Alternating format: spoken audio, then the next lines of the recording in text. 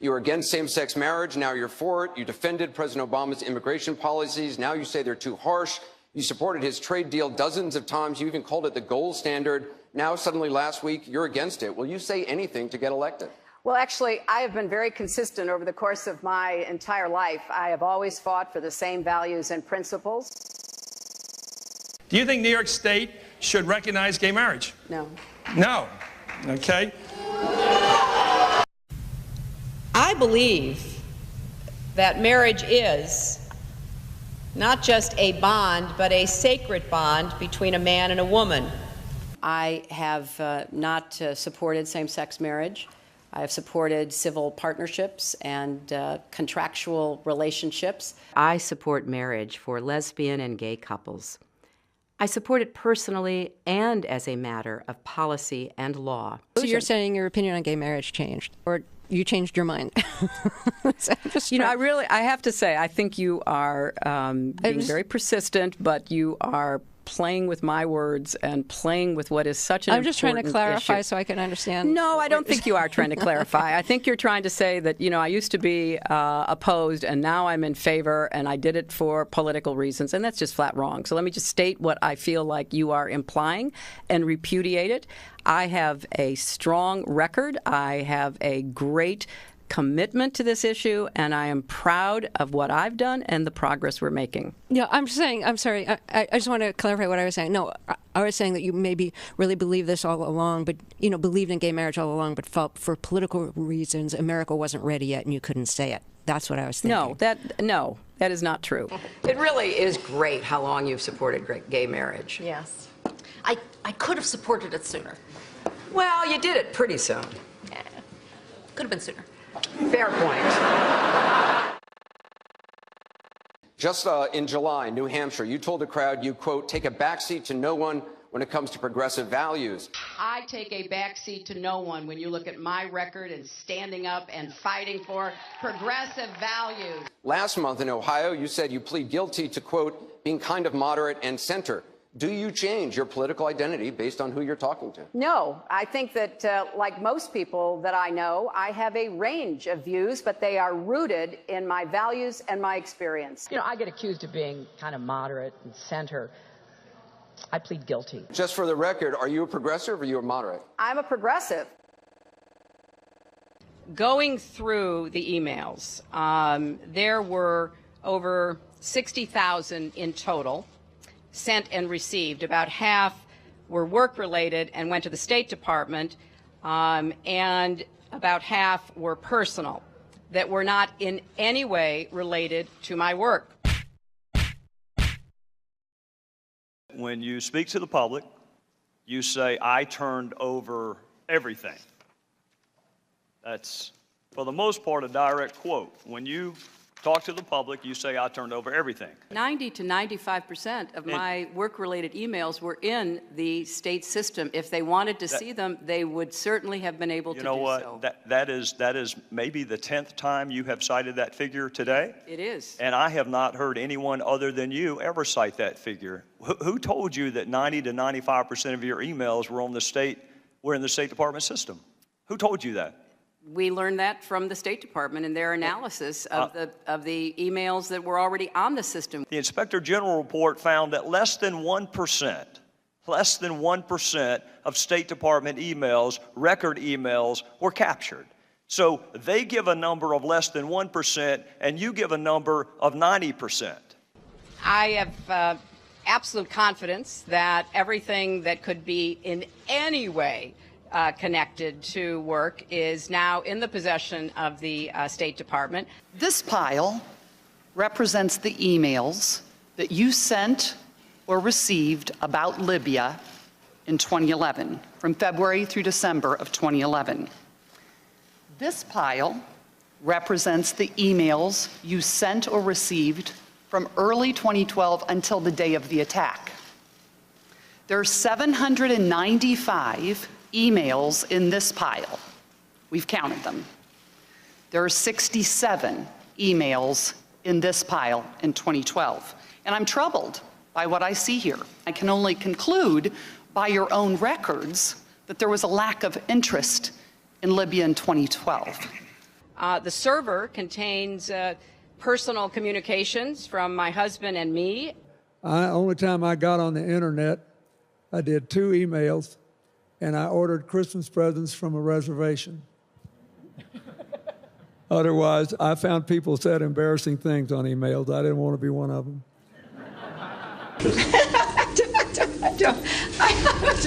I mean, and how many angels dance on the head of a pin? I have really nothing to.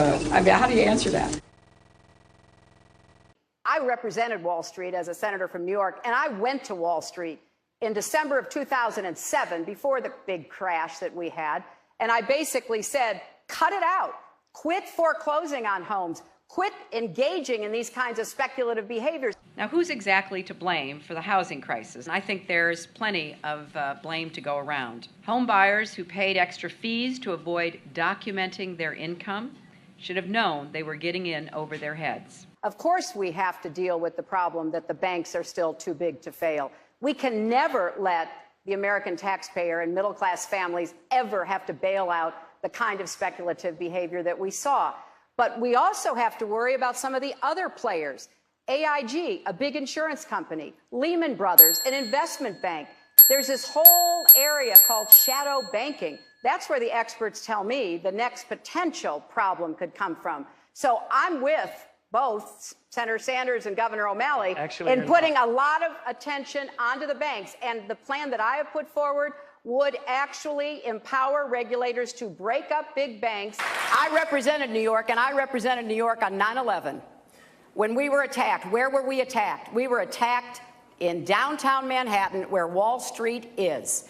I did spend a whole lot of time and effort helping them rebuild. That was good for New York, it was good for the economy, and it was a way to rebuke the terrorists who had attacked our country. 9/11 was bad. I agree with that.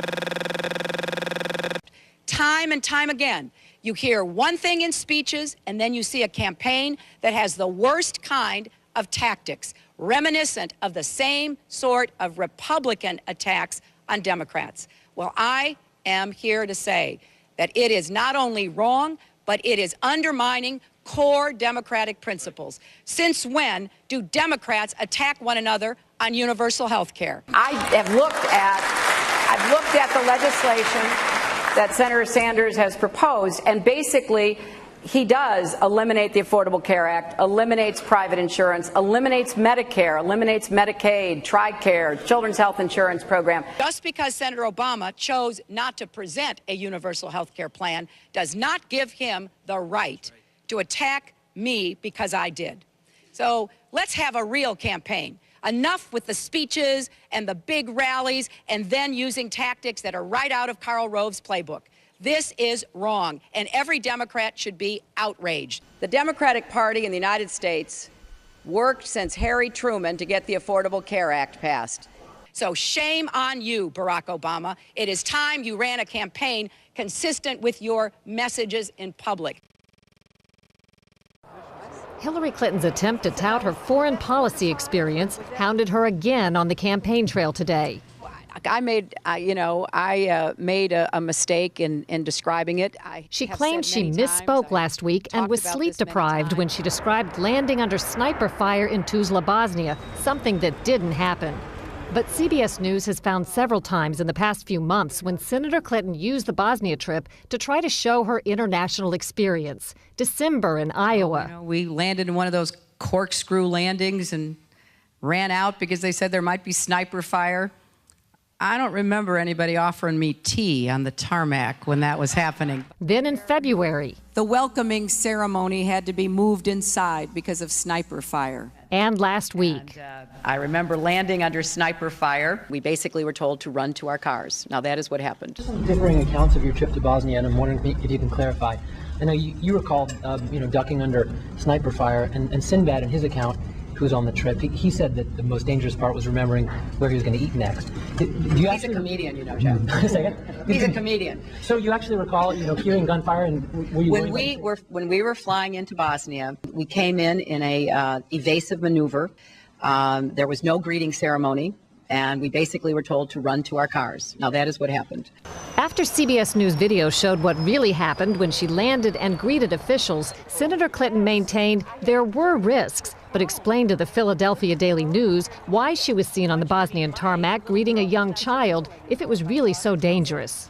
I was also told that the greeting ceremony had been moved away from the tarmac, but that there was this 8-year-old girl, and I said, well, I can't rush by her. I've got to at least greet her. So I greeted her, I took her stuff, and I left. Now, that's my memory of it. Good to see you. Once again, her memory doesn't match our videotape. She and her daughter Chelsea lingered on the tarmac to greet U.S. military officials, took photos. There was the group of 7th graders on the tarmac, too. And then Senator Clinton walked to the armored vehicle where she did eventually duck and enter. It was one of the highlights of President Clinton's first term, passage of the North American Free Trade Agreement, also known as NAFTA. Critics blamed NAFTA for the loss of manufacturing jobs in industrial states, including Ohio and Pennsylvania. Hillary Clinton helped get NAFTA approved. She held at least 5 meetings to strategize about how to win congressional approval. She helped the White House block opposition from labor and environmental groups, and she was the featured speaker at a crucial meeting. Participants in that event said, quote, her remarks were totally pro-NAFTA. There was no equivocation for her support for NAFTA at the time. You know, I have been a critic of NAFTA from the very beginning. My concerns about NAFTA expressed years ago have been well documented and verified. I didn't have a public position on it. I have spoken consistently against NAFTA. And if you look at what I have been saying, it has been consistent. I have been consistent. You can go back and look at from the very beginning. I was one of the voices in the administration warning about NAFTA. You said it was good on balance for New York and America in 2004, and now you're in Ohio, and your words are much different, Senator. The record is very clear. Well, you don't have all the records because you can go back and look at what I've said consistently. Oh, I think that everybody is in favor of free and fair trade, and I think that NAFTA is proving its worth. I think on balance, NAFTA has been good for New York and America. Was NAFTA a mistake? NAFTA was a mistake to the extent that it did not deliver on what we had hoped it would. Your opponents are saying that that's really part of a larger pattern with you, that you often avoid taking firm positions on controversial issues.